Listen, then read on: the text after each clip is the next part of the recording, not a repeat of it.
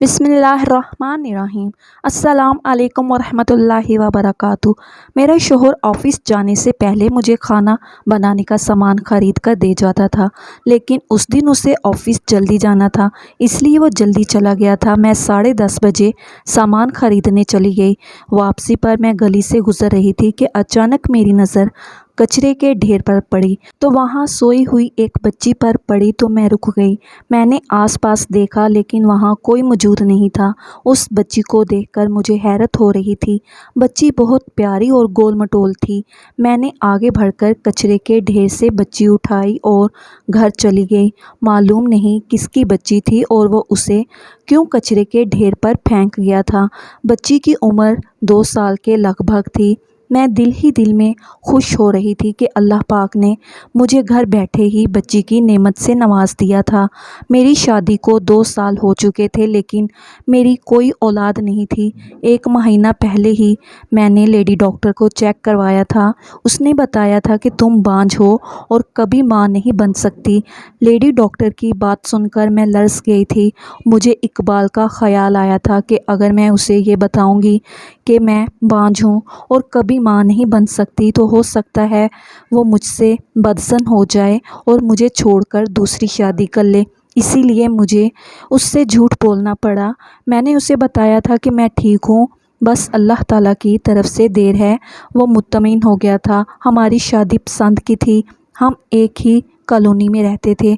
हम एक दूसरे को पहली ही नज़र में दिल दे बैठे थे और फिर शादी कर ली थी। इकबाल मामूली तनख्वाह पर एक फैक्ट्री में जॉब करता था। उसके वालिदैन ज़िंदा नहीं थे, वो अकेला रहता था। कचरे के ढेर की वजह से बच्ची का लिबास ख़राब हो गया था और उसमें से बदबू आ रही थी। मेरे पास बच्चों के कपड़े नहीं थे, इसलिए मैंने अपनी शादीशुदा और बाल बच्चों वाली सहेली से छोटे बच्चे के कपड़े मंगवा लिए थे। बच्ची को नहलाने धुलाने और कपड़े पहनाने के बाद उसे फीडर से दूध भी पिलाया था। बच्ची बड़ी सब्र वाली थी। वो मुझे देखकर रोई नहीं थी, बल्कि खिलखिलाती रही थी। मैं सारा दिन सोचती रही थी कि जब शाम को इकबाल घर आएगा और बच्ची को देखेगा तो हैरान हो जाएगा। मैंने सोचा था कि मैं उसे सब कुछ सच बता दूंगी। शाम को इकबाल घर आया और मेरी गोद में बच्ची को देखा तो हैरान हुआ। ये किसकी बच्ची है ज़ैनब? इकबाल ने कुर्सी पर बैठते हुए इश्तियाक भरे अंदाज में पूछा। मैंने मुस्कुराते हुए जवाब दिया कि इकबाल, ये हमारी बच्ची है। इकबाल के चेहरे से मुस्कुराहट गायब हो गई और कहने लगा, ये क्या कह रही हो ज़ैनब? हमारी बच्ची कहाँ से आ गई? तुम्हें तो हमल ठहर ही नहीं रहा था। कुछ अरसा पहले ही तुम्हारा टेस्ट हुआ था। लेडी डॉक्टर ने बताया था कि जब अल्लाह ताला को मंजूर होगा बच्चा हो जाएगा, और अब तुम कह रही हो कि ये हमारी बच्ची है। क्या तुम मेरे साथ मजाक कर रही हो? मैंने बच्ची को बिस्तर पर लटाया और उठकर इकबाल के पास बैठ गई। देखो इकबाल, मेरी बात तहम्मुल से सुनो। सुबह मुझे ये बच्ची कचरे के ढेर से मिली थी। इतना कहने के बाद मैंने सारी बात उसे बता दी। ये भी बता दिया था कि अब मैं इसे खुद पालूंगी। इकबाल गुस्से से खड़ा हो गया और कहने लगा, ज़ैनब, तुम्हारा दिमाग तो ठीक है। पहले ही हमारे हालात बहुत ख़राब हैं। तनख्वाह से घर के अखराजात बड़ी मुश्किल से पूरे हो रहे हैं, फिर तुम किसी के गुनाह की पोटली उठाकर घर ले आई हो। सॉरी, मैं इस बच्ची का ख़र्चा नहीं उठा सकता। तुम इसे जहाँ से उठा लाई हो जाकर वहीं फेंक आओ। इकबाल की संग दिली पर मेरे दिल को कुछ हुआ। मैंने इनकार करते हुए कहा, नहीं इकबाल, मैं इस मासूम बच्ची को कचरे के ढेर पर दोबारा नहीं फेंक आऊँगी। ये इंसान है, इसे कुत्ते बिल्ली चीर फाड़ कर खा जाएंगे। मैं इसे पालूंगी। इकबाल मेरी बात नहीं मान रहा था और गुस्से में दूसरे कमरे में चला गया। उसकी सिर्फ एक ही रट थी कि मैं इसे कहाँ से खिलाऊंगा। पहले ही मेरी तनख्वाह बहुत कम है। मुझे अपने रब पर पूरा भरोसा था।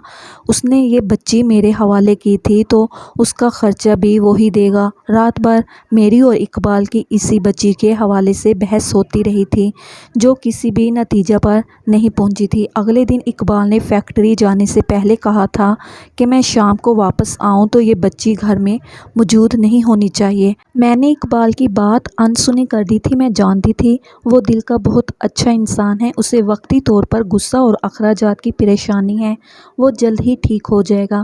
میں نے اماں کو فون کر کے اپنے پاس بلایا اور اسے ساری بات بتا دی۔ اماں بھی بچی کو دیکھ کر بہت خوش ہوئیں۔ اس نے بازار سے بچی کے لیے کپڑے اور دیگر چیزیں لا دیں۔ اقبال جس فیکٹری میں جاب کرتا تھا وہاں 2 شفٹیں چلتی تھیں۔ اقبال کی ڈیوٹی کبھی دن کی ہوتی تو کبھی نائٹ ڈیوٹی میں وہ رات 10 بجے جاتا اور صبح 6:30 بجے گھر واپس آتا تھا۔ اگلے ہی دن اس کی نائٹ ڈیوٹی شروع ہو رہی تھی جو 15 دن پر ختم ہوتی۔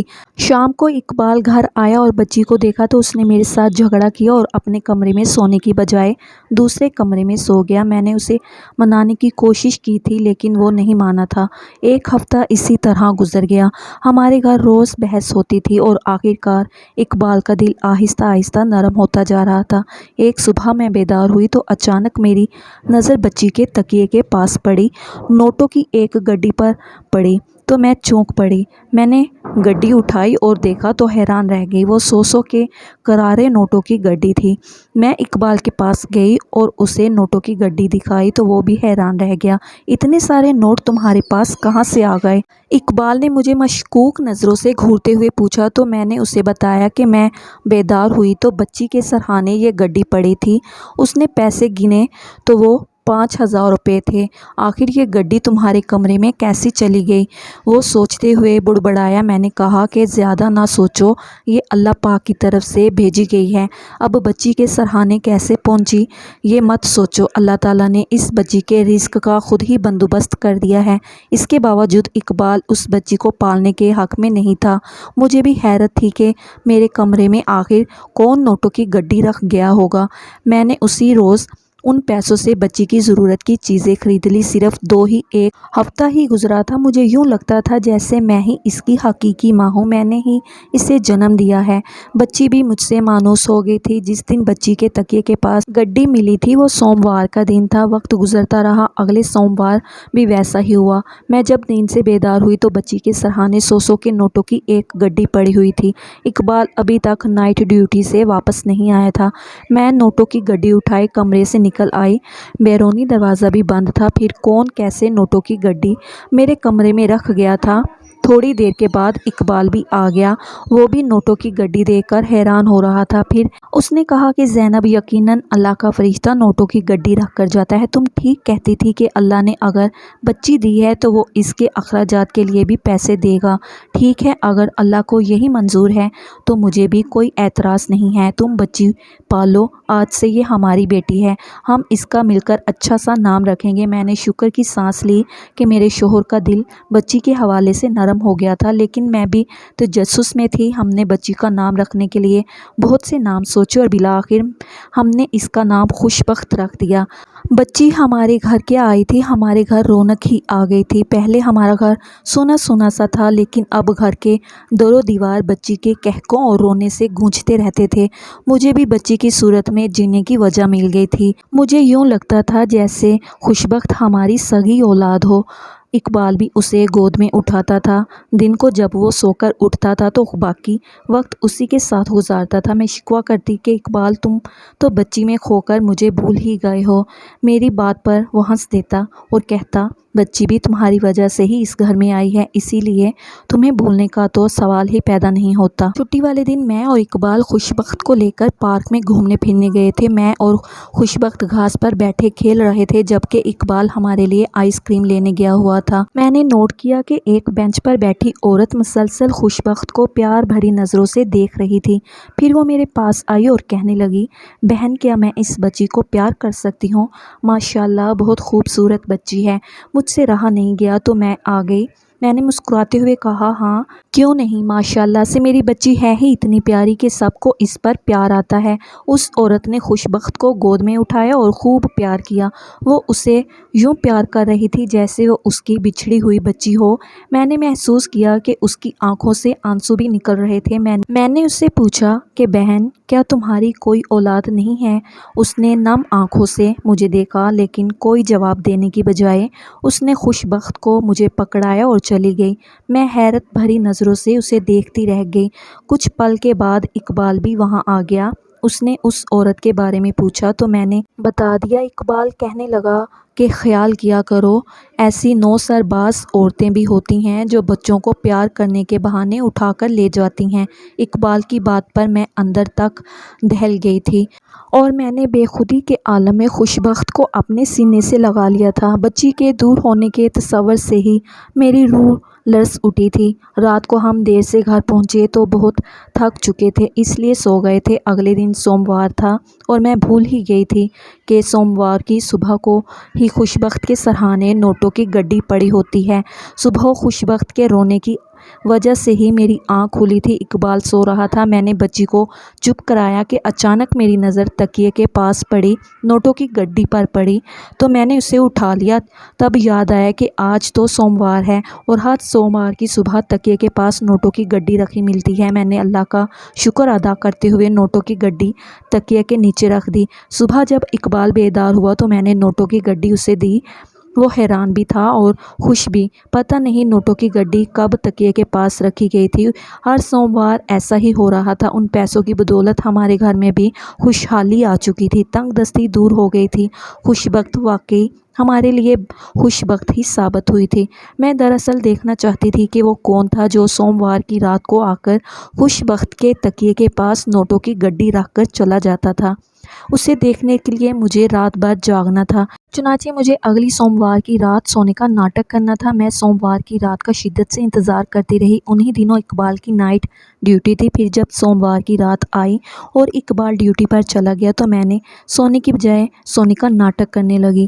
میرا دل زور زور سے دھڑک رہا تھا۔ عجیب عجیب سے خیالات دماغ میں آ رہے تھے۔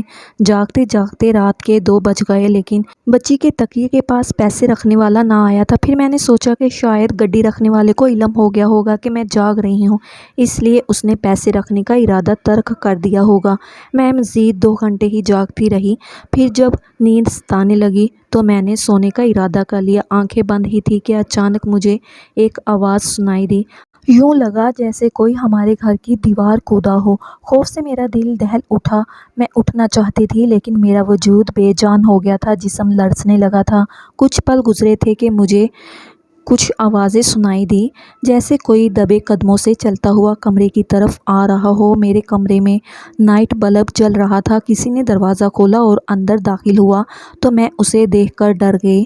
وہ ایک مرد تھا جسے دیکھ کر میری روح لرز گئی تھی۔ اس نے خوش بخت کے تکیے کے پاس پیسے رکھے اور وہ جانے ہی لگا تھا کہ میں اٹھ گئی۔ مجھے اٹھتے دیکھ کر وہ مرد بھی ڈر گیا تھا۔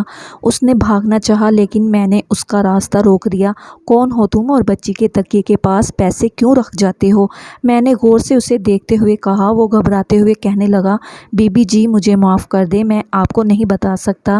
میں نے بھی ٹھان لی تھی کہ آج معلوم کر کے ہی رہوں گی۔ تبھی میں نے نفی میں سر ہلاتے ہوئے کہا، میں تمہیں نہیں جانے دوں گی، تمہیں بتانا ہوگا۔ بتاؤ۔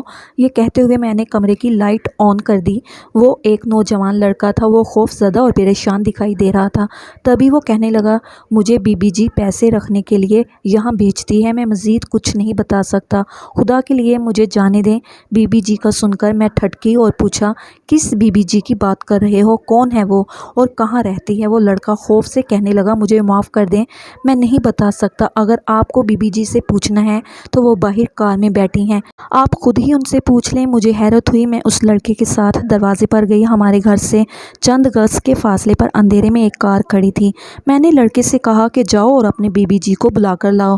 اس نے کار میں بیٹھی بیوی کو بتا دیا۔ تبھی میں نے ایک عورت کو کار سے باہر نکلتے ہوئے دیکھا۔ اس نے خود کو چادر میں لپیٹا ہوا تھا۔ میں اسے کمرے میں لے گئی۔ جب میں نے اس کی شکل دیکھی تو میری آنکھیں پھٹی کی پھٹی رہ گئیں۔ میں اسے ایسے دیکھ رہی تھی جیسے مجھے سکتہ ہو گیا ہو۔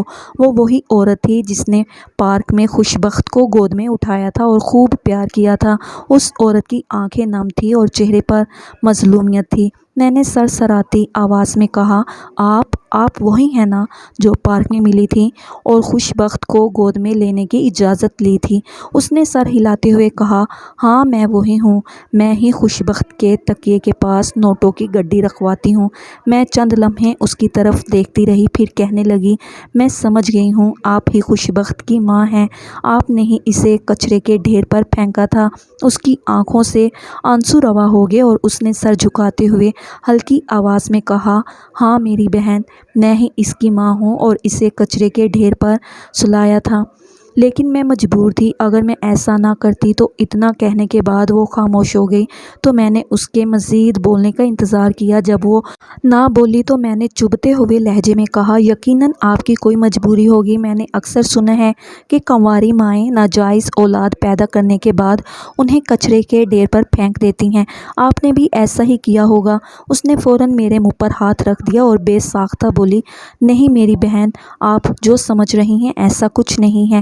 میں مانتی ہوں کہ بہت سی لڑکیاں ایسی ہیں جو مردوں کے جھانسے میں آ کر اپنی عزت گنوا بیٹھتی ہیں اور پھر ناجائز بچہ پیدا کر کے انہیں کچرے کے ڈھیر پر پھینک دیتی ہیں، لیکن خوشبخت ناجائز نہیں ہے۔ اگر آپ چاہیں تو میں آپ کو پوری کہانی سنا دیتی ہوں۔ میں نے اس عورت کی کہانی سنی۔ اس نے اپنی کہانی سناتے ہوئے کہا کہ میرا نام نیلم ہے۔ میں نے جب آنکھ کھولی تو خود کو ایک کوٹھے میں پایا۔ میری ماں ایک طوائف تھی۔ وہ نہیں چاہتی تھی کہ میں بڑی ہو کر طوائف بنوں۔ میں جب دوسروں کے بچوں کو اسکول جاتا دیکھتی تو میرے دل میں بھی پڑھنے لکھنے کی خواہش جاگتی۔ ایک دن میں نے ماں سے کہا کہ میں پڑھنا چاہتی ہوں اور اسکول جانا چاہتی ہوں، تو اس نے مجھے ایک اسکول میں داخل کروا دیا۔ ماں مجھے خود ہی اسکول چھوڑ جاتی اور لے بھی جاتی۔ ماں نے کسی کو نہیں بتایا کہ وہ ایک طوائف ہے۔ وہ جب باہر جاتی تو منہ پر نقاب لگاتی تھی تاکہ کوئی اسے پہچان نہ لے کہ وہ طوائف ہے۔ مجھے اسکول چھوڑنے کی خاطر ماں مختلف راستے بدلتی تھی۔ میں پڑھتی پڑھتی میٹرک تک پہنچ گئی۔ میں میٹرک میں تھی کہ کسی کو پتہ چل گیا کہ میں طوائف کی بیٹی ہوں۔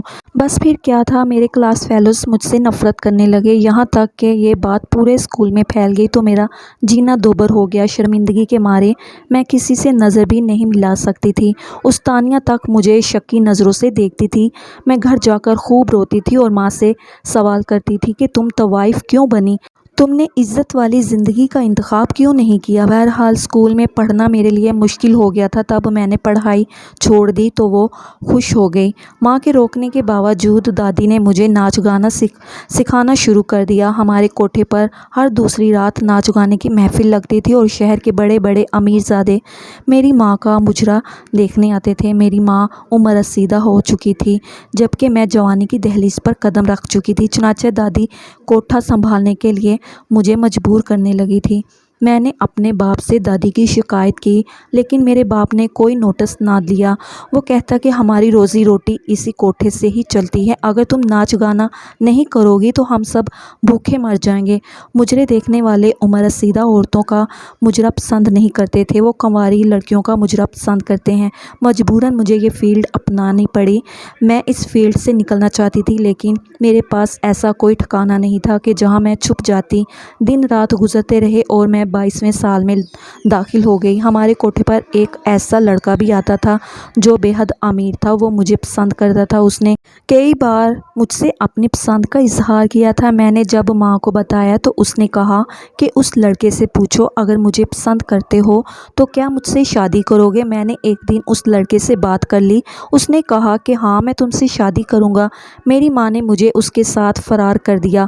ہم نے کورٹ میرج کر لی اور میں اس لڑکے کے ساتھ اس کے گھر چلی گئی۔ اس نے گھر والوں کو یہ نہیں بتایا تھا کہ میری بیوی طوائف زادی ہے اور میں اسے کوٹھے سے بھگا کر لایا ہوں۔ اس نے کہا کہ یہ لڑکی میری یونیورسٹی فیلو ہے، ہم ایک دوسرے کو پسند کرتے تھے اس لیے ہم نے شادی کر لی۔ اس لڑکے کے گھر والوں نے مجھے قبول نہیں کیا تھا۔ میں وہاں 6-7 مہینے ہی رہی تھی کہ میں نے محسوس کیا تھا کہ میرا شوہر مجھ سے بیزار ہو گیا ہے۔ کسی طرح میری ساس کو پتہ چل گیا کہ میں طوائف زادی ہوں۔ اس نے اپنے بیٹے سے کہا کہ مجھے فوراً طلاق دے دے ورنہ میں خودکشی کر لوں گی۔ اس لڑکے نے مجھے طلاق دے دی تھی اور میں اپنی کوکھ میں پلتی بچی کو لے کر دوبارہ کوٹھے پر آ گئی تھی۔ اس رات میں اپنی بدقسمتی پر خوب روئی۔ اگر میں طوائف زادی تھی تو اس میں میرا کیا قصور تھا؟ کیا میں اللہ تعالیٰ سے لکھوا کر لائی تھی کہ مجھے طوائف کے گھر پیدا کرنا؟ خیر 9 مہینے کے بعد سمیرہ پیدا ہوئی۔ سمیرہ کی پیدائش پر میری دادی تو خوشی سے نہال ہی ہو گئی تھی۔ بچی کو دیکھ کر کہتی کہ جب یہ بڑی ہوگی تو یہ بھی طوائف بنے گی اور خوب کما کر تم لوگوں کو کھلائے گی۔ مجھے دادی کی بات بہت بری لگی تھی۔ میں نے سوچ لیا تھا کہ کچھ بھی ہو جائے میں سمیرہ کو طوائف نہیں بننے دوں گی، میں اس کی زندگی خراب نہیں ہونے دوں گی۔ وقت گزرتا رہا اور سمیرہ 2 سال کی ہو گئی۔ ایک دن مجھے کوٹھے سے نکلنے کا موقع مل گیا اور میں بس میں سوار ہو کر تمہارے محلے میں آ گئی۔ میں نے سمیرہ کو کچرے کے ڈھیر پر لٹا دیا تھا اور خود ایک جگہ چھپ گئی تھی۔ میں دیکھنا چاہتی تھی کہ میری بچی کو کون اٹھا کر لے جاتا ہے۔ میں نے سوچ لیا تھا کہ جو بھی میری بچی کو اٹھا کر لے جائے گا میں اسے اس کی کفالت کے لیے پیسے دوں گی۔ خوش قسمتی سے تم وہاں سے گزر رہی تھی اور تمہاری نظر سمیرہ پر پڑ گئی، تم اسے اٹھا کر لے گئی۔ میں نے تمہارے بارے میں محلے کی عورتوں سے معلومات لی تو سب نے تمہاری تعریف کی، تب مجھے سکون مل گیا۔ میں واپس کوٹھے پر چلی گئی اور شور مچا دیا کہ میری بچی کہیں کھو گئی ہے۔ میری دادی نے پولیس سے رابطہ کیا لیکن اس سے پہلے ہی میں پولیس سے بات کر لی تھی۔ پولیس نے دادی سے کہا کہ وہ بچی کو تلاش کرنے کی بھرپور کوشش کریں گے۔ 1 ہفتہ اسی میں گزر گیا تھا۔ مجھے پتہ چلا تھا کہ تم لوگ بہت غریب، شریف اور ایماندار ہو، اسی لیے میں ہر سوموار کی رات کو اپنے ملازم کو خوشبخت کے تکیے کے پاس نوٹوں کی گڈی رکھنے کا کہتی تھی اور آج آپ نے اسے پکڑ لیا۔ میں بس اتنا چاہتی ہوں کہ آپ میری بچی کو پالیں، یہ میری نہیں اب آپ کی بچی ہے۔ میں نہیں چاہتی کہ خوشبخت بھی طوائف زادی کہلائے اور اس کا مستقبل تاریک ہو، یہاں تک کہ جب یہ جوان ہو جائے تو تب بھی آپ نے اسے کچھ نہیں بتانا۔ میں نے اس کا نام سمیرہ رکھا تھا لیکن آپ نے خوشبخت رکھ دیا۔ یہ نام بھی بہت اچھا ہے۔ آپ کو مجھ سے وعدہ کرنا ہوگا، میں آپ کو ہر ہفتے اس کے اخراجات کے پیسے دیتی رہوں گی۔ میں نے اس عورت کی طویل داستان سنی تو ٹھنڈی سانس لے کر رہ گئی۔ میں نے اسے یقین دہانی کرائی تھی کہ آپ بے فکر رہیں، میں اپنے وعدے پر قائم رہوں گی۔ خوشبخت اب آپ کی نہیں میری بچی ہے۔ وہ عورت مطمئن ہو کر چلی گئی اور میں پیار بھری نظروں سے بستر پر سوئی خوشبخت کی طرف دیکھنے لگی۔ تبھی اقبال بھی فیکٹری سے واپس آ گیا۔